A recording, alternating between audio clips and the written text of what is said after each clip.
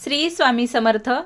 तुमच्या सर्व इच्छा आकांक्षा पूर्ण होवोत अशी स्वामी महाराजांच्या चरणी प्रार्थना करते आणि आजच्या व्हिडिओला सुरुवात करते. तर आज आहे सोमवार, म्हणजे मार्गशीर्ष महिन्यातला पहिला दिवस. आज हा दिवस देव दीपावली म्हणून साजरा केला जातो. तर या व्हिडिओमध्ये आपण देव दीपावलीची संपूर्ण माहिती आणि दीपोत्सव किंवा दिवेदान कुठे करायचे याची सुद्धा माहिती आपण आज या व्हिडिओमध्ये पाहणार आहोत. तत्पूर्वी तुम्ही जर माझ्या चॅनलवर नवीन असाल तर माझ्या चॅनलला सबस्क्राईब करा, लाईक करा आणि जास्तीत जास्त हा व्हिडिओ शेअर करा. देव दीपावली हा खंडोबाच्या देवस्थानामध्ये साजरा होणारा एक उत्सव आहे. मार्गशीर्ष महिन्याचा पहिलाच दिवस म्हणजे देव दीपावली. यालाच आपण मोठी दिवाळी असे सुद्धा म्हणतो. हा खंडोबाच्या मल्हारी मार्तंडाच्या देवळात दीपोत्सव करतात. देव दीपावलीचा दिवस हा मुख्यत्वे कुलदैवत आणि ग्रामदैवतांना भजण्याचा दिवस आहे.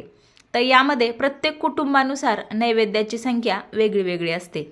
गावातील मुख्य देवता, इतर उपदेव देवता, महापुरुष, वेतोबा, ग्रामदैवता इत्यादींना हे नैवेद्य दाखवले जातात. या नैवेद्यामध्ये वडे, घारगे, आंबोळ्याचा सुद्धा नैवेद्य असतो. त्याचबरोबर काही कुटुंबात पितरांसाठीही वेगळा नैवेद्य बाजूला ठेवला जातो. त्यामुळे नैवेद्याच्या पानांची संख्या कधी कधी कमी जास्त सुद्धा होऊ शकते. याच दिवशी मल्हारी नवरात्रही सुरू होतो. मार्गशीर्ष शुद्ध प्रतिपदेपासून शुद्ध षष्टीपर्यंत चंपाषष्टीचे 6 दिवसांचे नवरात्र असते. जेजुरीला हा उत्सव मोठ्या प्रमाणात व भक्तिभावाने साजरा केला जातो. तर यामध्ये 6 दिवस नंदादीप सुद्धा लावतात.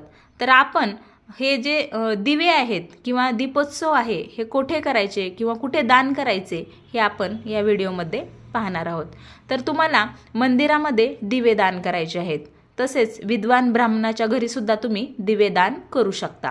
तसेच नदीच्या काठावर किंवा नदीत सुद्धा दिवेदान करू शकता किंवा दीपोत्सव करू शकता. तुम्ही एखाद्या नदीच्या ठिकाणी, पवित्र नदीच्या ठिकाणी जाऊन नदीच्या काठावर सुद्धा तुम्ही दीपोत्सव करू शकता. हा दीपोत्सव केल्याने तुमच्या कुटुंबाला सुखसमृद्धी मिळते. तुमच्या घरामध्ये जर कटकट असेल, सतत भांडण होत असेल, लेकरांमध्ये चिडचिड होत असेल तर हे दीपोत्सव केल्याने तुम्हाला शांतता मिळते.